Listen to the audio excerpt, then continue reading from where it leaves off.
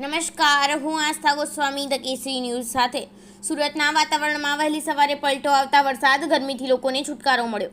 નરેન્દ્ર મોદી ત્રીજી વખત વડાપ્રધાન બન્યા પછી પત્ની જશોદાબેનને અનેક સવાલો પૂછવામાં આવ્યા. અજય દેવગનની ફિલ્મ સિંઘમ અગેનની રિલીઝ ડેટની થઈ જાહેરાત. વડાપ્રધાન મોદીનું ઇટાલીમાં ભવ્ય સ્વાગત કરવામાં આવ્યું. G7 કોન્ફરન્સ દરમિયાન બાઇડન સાથે મુલાકાતની શક્યતા. તલાળા ટુ US વાયા બાવળાની 215 ટન કેરી અમેરિકા પહોંચી. 3 કિલો કેરીના બોક્સનું અમેરિકામાં $30 થી $35 વેચાણ. ગુજરાત હાઈકોર્ટ આમિર ખાનના પુત્ર જુનેદ ખાનની ડેબ્યુ ફિલ્મ મહારાજની રિલીઝ પર પ્રતિબંધ મૂક્યો.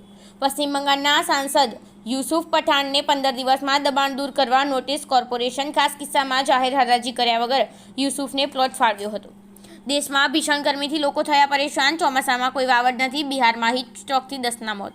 બેઝિક ગણિતમાં ગ્રેસિંગ માર્ક્સ સાથે પાસ થયેલા વિદ્યાર્થીઓને પ્રવેશ નહીં. એ ગ્રુપમાં પ્રવેશ માટે 30 માર્ક્સની પરીક્ષા આપવી પડશે.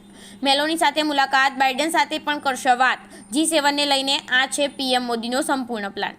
ન્યૂયોર્કમાં જ્યાં ભારતે રમી 3 મેચ, તે સ્ટેડિયમ હવે કરાશે ધ્વસ્ત.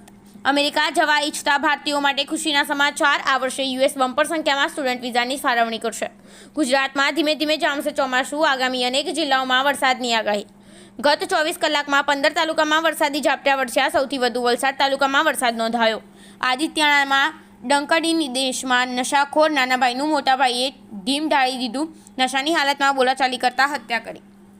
કુવૈતમાં 45 ભારતીયોના મૃતદેહની ઓળખ. કેન્દ્રીય મંત્રી ઘાયલોને મળ્યા. એરફોર્સના વિમાન દ્વારા મૃતદેહોને ભારત લાવવામાં આવશે.